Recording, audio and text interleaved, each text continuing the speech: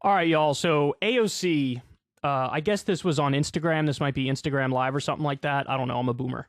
But she was asked a question about force the vote. So basically the framework here is, well, Matt Gaetz and the Freedom Caucus, they threw their weight around. They started a civil war on the right, and they were demanding extractions from Kevin McCarthy. And at least on paper, some of this stuff worked. So how do you respond to people who say, in good faith, hey, why don't you and a group of 10 or 12 progressives do the same thing? Like, do the same strategy, except do it for good policies and not bad policies. So let's go through her answer here. We're going to be as fair as possible. You know, if I think she has a point, I'll say, hey, she has a point there. If I think she's wrong, I'll explain in detail why I think she's wrong. So let's go ahead and dive into it. And it really goes to show how much you need of a coalition in order to really forcefully negotiate for these things. So when people say, you know, why don't we do this? First of all, there's a lot of cost and dysfunction. Second of all, those people who are holding out right now, they may have made certain structural gains, but they have also made incredible reputational and relational harm within their caucus. And so if you... Okay, right off the bat here. What she's saying is true, right? Like, I'm sure Kevin McCarthy hates Matt Gaetz. I'm sure of it. I'm sure Kevin McCarthy hates Lauren Boebert. There are very clearly, like, factions within the GOP now where certain people hate other people, and it's probably going to be difficult for them to work together in the future. So this is a sacrifice that you would have to make. But what I would propose to AOC is this. Okay, so you're going to have Nancy Pelosi, Chuck Schumer in the Senate, other Democratic leaders, Hakeem Jeffries and others, dislike you, call you a rabble-rouser. They might try to get retribution and revenge and take away whatever limited powers you've already amassed. That may be true. But that doesn't mean you lay in a chalk outline of yourself, right? That doesn't mean like, oh, game over, they win. No, because then you have other moves after they do that. And what the left was calling for you to do was band together, get a group of 10 or 12 people who actually mean well and want to fight for the right policies, throw your weight around, take the incoming fire from leadership, and take the incoming fire from the media, and let them know we're not budging, we're never budging, so you have to give in to us. And so if they try to get retribution and revenge on you, well, what do you do next? Well, you go to the people who realized you were crusading for a just cause, whether it be Medicare for all or $15 minimum wage or committee seats that let you shape policy moving forward. You go to that same group of people who you rallied to your side in the original fight and you say, hey guys, look, the establishment strikes back. They came for me.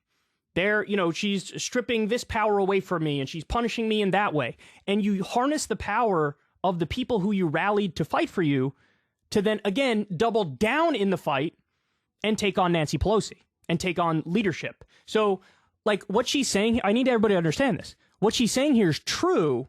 Just from our perspective, it's not, that shouldn't turn you away from continuing with the strategy. Because, look, we know the whole strategy is to ruffle feathers. And I guarantee you, leadership will turn on them hard, that they'd hate them even more than they already hate them. And the media is going to turn on them hard. That's the other part of this. I think AOC and the nominally left progressive caucus members and the Justice Democrats, I think they're genuinely scared of the media. They think like, oh my God, if the media writes a negative thing about me, it's over. If they come after me, it's over. You know, they could drive down my poll numbers and they can make it so I lose my next election. So I think in the back of their mind, they're scared of that. They're not ready for that fight. And also they think like I could, effectively ruin my career if I take on a fight like the left is asking me to take on. And, look, that's par for the course, baby. Like, there was a time when AOC said, like, I'd rather be more effective as a congressperson, but only serve one term. And now it's like, oh, what about the reputational harm? What if it doesn't work out? Like, they have ways they can fight back. Yes. And all of your power, AOC, would come from having a rabid base of committed lefties and working class people on your side. And the way you have that rabid base there is by super serving them, by making big asks, by shifting the Overton window. And I think the most frustrating part of this is like, I co-founded Justice Democrats, so I knew this was the original idea. The original idea was the left Tea Party. Like, be a thorn in their side. Say, I'm not here to be part of the club. I'm here to represent the people. I'm going to force you to do the right thing. And if you try to fight back against me, well, then I'm going to double the number of people who I have following me now. And you're going to be public enemy number one. But they didn't want to take on that fight. They didn't want to do it. If you're trying to get something done within your caucus moving forward, you still need members of your caucus. And that at the core is an element of electoral politics that is simply inescapable. So I would ask her, with your strategy and what you're describing here, how's it worked out? Because clearly you were like, look, I got to maintain friendships. That's how you get stuff done. That's how you work together with people. And to an extent, that's true. But like, okay, so how's that worked out? How'd that go? Where are your gains? To the extent we've had any gains, it is literally because Joe Biden has said, I give those gains my blessing, whatever it may be, 15% corporate minimum tax rate, over $80 billion to do made in America renewable technology stuff, lower prescription drug prices. Any gains were because Joe Biden himself was like, yeah, okay, we'll do that. It wasn't because of left fighting. So how has your strategy worked out? It hasn't.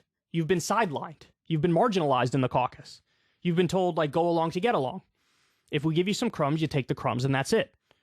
You're not ruffling feathers. That's just a fact. I'm not saying that as a disparaging thing. It's just a fact. Even when you look at someone like Bernie Sanders' tenure in the House, where he was the amendment king, you needed your party to pass your amendments. But he worked with people, both Republicans and Democrats, on issues where they agreed. So, like, for example, Ron Paul was anti-war and civil liberties violations like NSA spying. They could work together on those things because they genuinely agreed on those things.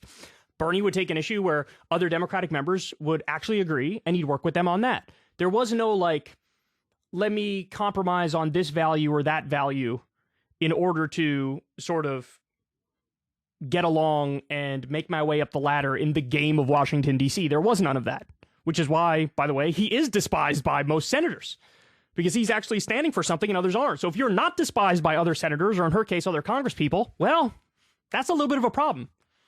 You know, you have this faction that is in a lot of trouble moving forward, including despite having made certain structural gains. So a lot of people, I mean, this was like very bloody. Like, think of it like a really bloody bar fight. Like, no one comes out with all their teeth, without any broken noses, with, like, you know, everyone has had some blood drawn, and we haven't even been sworn in yet. As opposed to the Democratic caucus. Now, the strength here, when you are in a minority, the play here is to be united as much as possible, because if you don't have people who break, then you can pick off the other side with just a matter of a handful of people. So as long as Democrats don't remain united in a minority, then all the votes you need to win on a certain thing are, depending on how a margin is, 3, 4, or 5. That's amazing. She's describing the exact strategy that everybody wanted her to do. This is the exact strategy. Yeah, if you have a group of 10 or 12, the unbreakable dozen, let's call them to make up a goofy name, you can extract a lot of concessions. Now, I'm not saying you have a blockhead and like, there is no actual give and take in negotiation between this faction and leadership. Of course there is. That's the nature of the world. But if you draw a hard line, drive a hard bargain, and 10 or 12 vote together, you could have gotten a lot more, right? You could have gotten a lot more. Now, maybe ultimately that dies in the Senate. Okay, but that's still, then it's, people still know you were on the right side of the fight, and, the problem is clearly, like, Kyrsten Sinema or Joe Manchin or whoever tanked it. So it's funny, she's describing, like, exactly what people want of her and not realizing that that's what people wanted of you. And people say Lauren Boebert has more spine than you. Lauren Boebert won her race by 500 votes. Lauren Boebert took a Trump plus 9 district and nearly lost it to an up-and-coming Democrat as an incumbent member of Congress. Lauren Boebert is dramatically weakened. And the people of Colorado nearly sent her packing. If 500 people voted differently that day, this would not be happening right now. So on this point, she's actually right. So here's the difference. What Lauren Boebert and Matt Gaetz were fighting for, those things were not popular. And so they're getting in this bloody fight. They're throwing down, but the things they're asking for are stupid, and it's not going to drive up their approval rating to fight for the things they were fighting for. So on this point, she's right. Like, you barely won your race, and now you're making demands. Like, you're one of the weakest members of the caucus. Like, sit down with your demands. But I I don't think that's analogous to her and the left flank of the Democratic Party, because they won their races easily. And so if they took on a fight over Medicare for all, $15 minimum wage, whatever, lowering all prescription drug prices, whatever it may be, those things actually are popular. And so if you throw down over that, I think the public reaction could be different. It's possible that with massive amounts of media propaganda and massive amounts of Democratic leadership propaganda that, their approval rating with the general public either wouldn't budge or would even go down a little bit. But I think at the same time, you would get a very, very dedicated base, maybe double the size of your very, very dedicated base that's fighting for you. And these are people who will make phone calls, who will go to protests, who will show up where you want them to show up and be basically a loyal foot soldier in this effort, in this revolution/reform effort, right? So I think in this sense, I think she's actually selling herself short a little bit. Because it's like, yeah, Lauren Boebert and Matt Gaetz are fighting for stupid things. And they won some of those fights for stupid things. So that's not going to help their approval numbers at all. Like, it's going to hurt them more.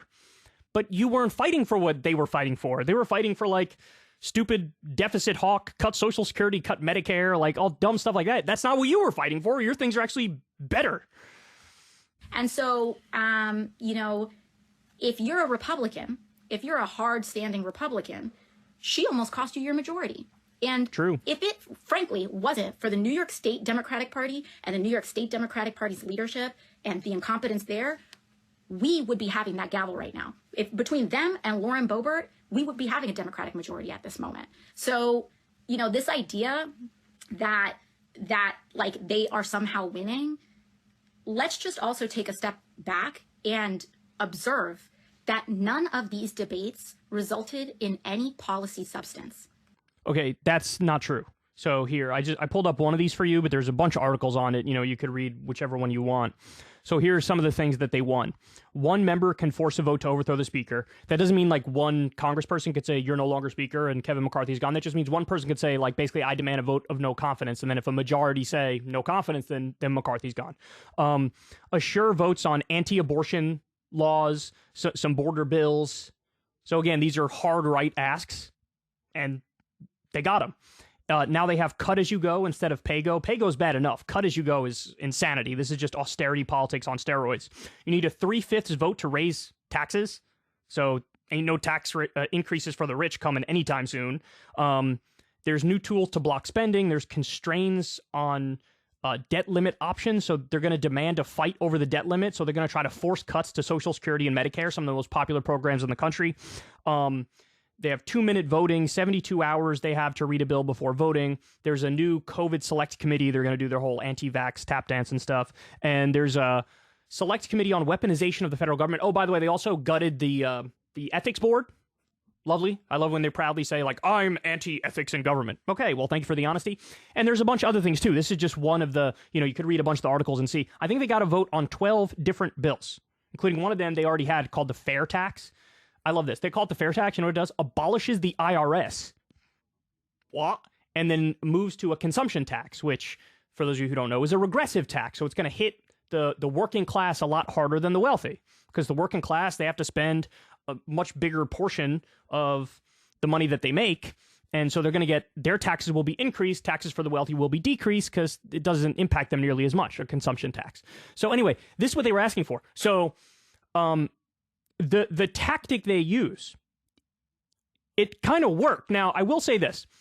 We don't know, in the long run, we'll see whether it actually worked. And what I mean by that is, will McCarthy and the establishment wing of the Republican Party fight back sufficiently in a way where they sort of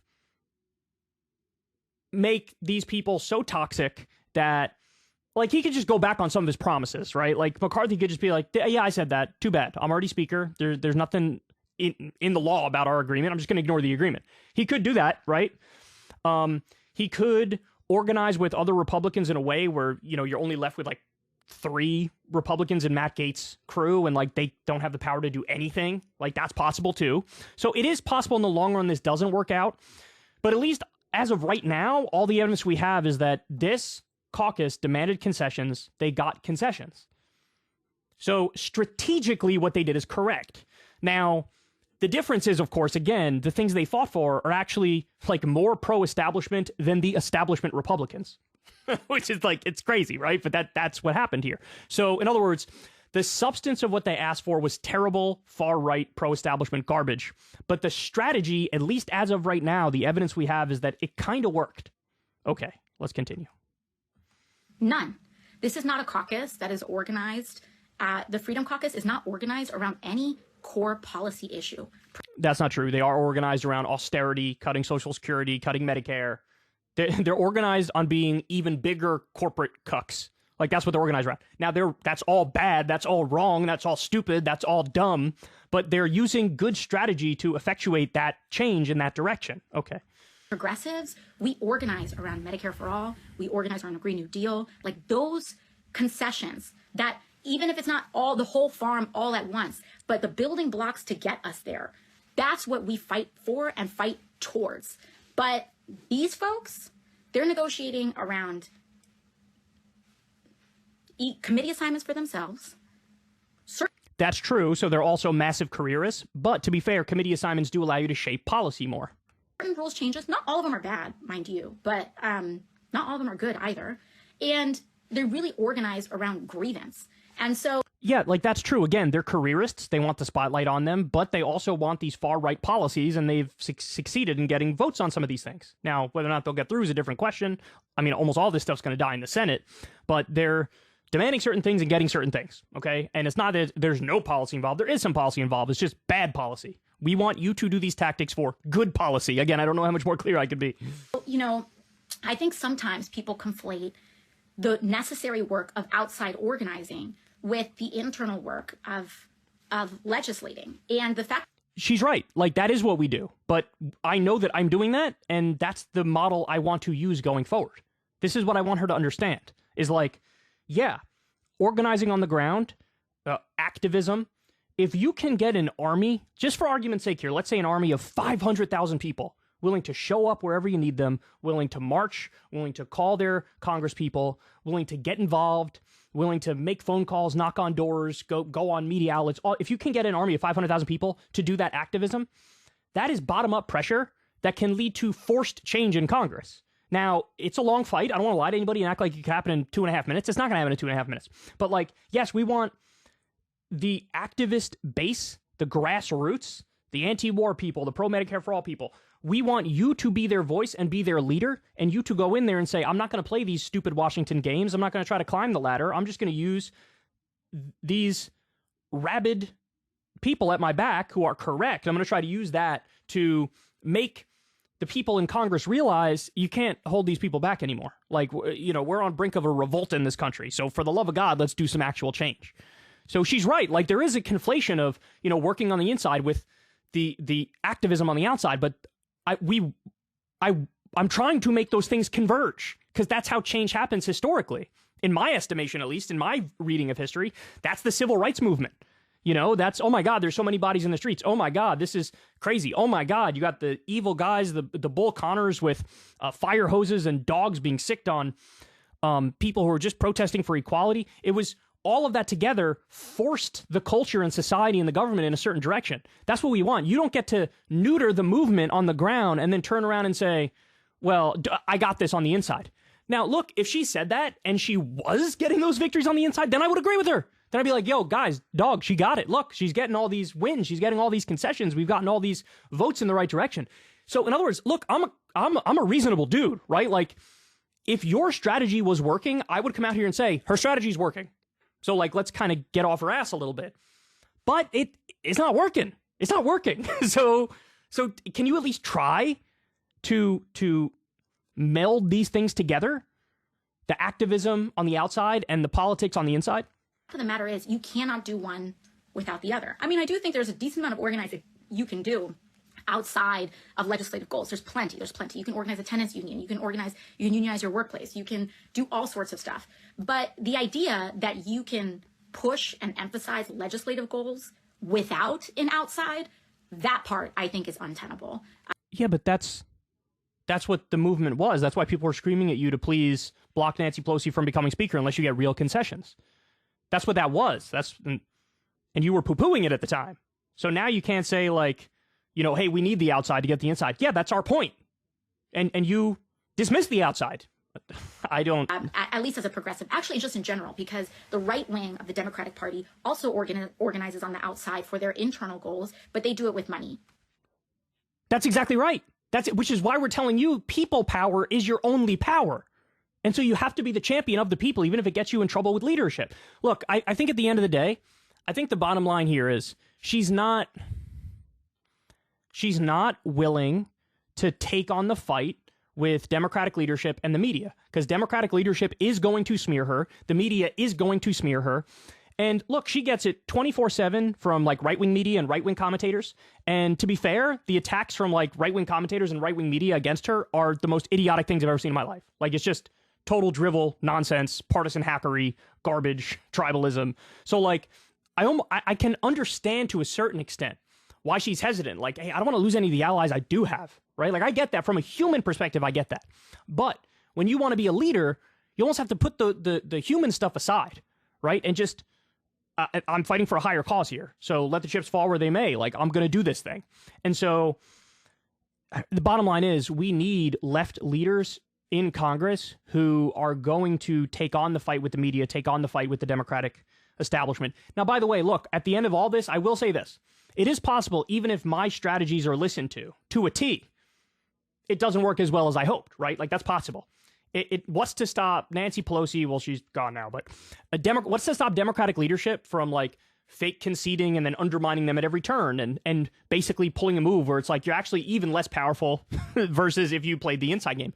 That's possible. Like, I'm willing to concede it is possible that even if they listen to my strategies, that it won't work. But, and this is the most important part, we'll never know because they haven't tried my strategy. So at least give it a shot. Since you don't have much to show for the inside game, at least give it a shot. Because from the beginning, that was the idea. We wanted you to do the outside game. So anyway, I know I'm going on and on and on in this segment, but the bottom line is this. You guys have tried the inside game for a very long time. We don't have much to show for it. Any change we got, again, was because Joe Biden was like, yeah, I'll do that half-decent thing. So what if we did have a left Tea Party or a left Freedom Caucus where they use those tactics that work, that, you know, those really tough tactics, but you're actually fighting for good things? My guess is we would get some more change in the right direction at a little bit of a faster pace. I don't think it would mean we wake up tomorrow and it's a utopia and we have Medicare for all and we have free college. I don't think that's the case. But I do think we would have gone more in the right direction, maybe 25% more in the right direction, 50% more in the right direction, if the left caucus in Congress was willing to allow the media to be their enemy, allow Democratic leadership to be their enemy. You, in a principled fashion, argue for the right things, rile up a crowd to be at your back, rile up a crowd to go after the Democratic establishment when they cross you. I do think there would be more to show for that at the end of the day. And if I'm wrong, I'm wrong. We'll never know, though, because they've never tried that. And I think to insist upon this continued strategy, that's the thing that drives everybody crazy. Because it's like, you don't have much to show for it. And now, you know, the conventional wisdom is like, look at these idiots. This didn't work out well for them. But at least on paper right now, it kind of did, because they got the votes they wanted. Granted, all the policies are terrible, but the strategy worked in that they got the concessions up front, right? And so that's all we wanted from you, and we're not going to get it. And now I feel like they're even more emboldened in their wrong position, because they look at it like, see, it was a mess for them. Our unity was good and was beloved by the media, so we must be doing something right. And it's like, no, you're kind of missing the game if that's your analysis of the situation. So anyway, I know this was a long segment, but I wanted to respond in detail to what she was saying. It's just a different kind of politics that I'm in favor of. I'm not anti-electoralism, because I don't think it's possible to win the goals we need to win without electoralism, right? But I want a brawler. I want a fighter. You know, I want a leader. I want somebody who welcomes their hatred, not just, you know, the Wall Street bankers and the military-industrial complex, but also corrupt leaders in their own party and also the media, you know? So we don't have that here. We don't have that. And that's a little upsetting. But as you can tell, all my critiques are in good faith. I hope she adjusts moving forward, but I won't hold my breath for it. If you want to see me and Crystal Ball interview legends like Noam Chomsky, Cornel West, and more, subscribe to Crystal, Kyle, and Friends on Substack. $5 a month gets you the video version a day early. Remember, we take 0 ad dollars for this podcast. Or you can sign up on Substack for free and get the audio version a day later. Link in the video description box below.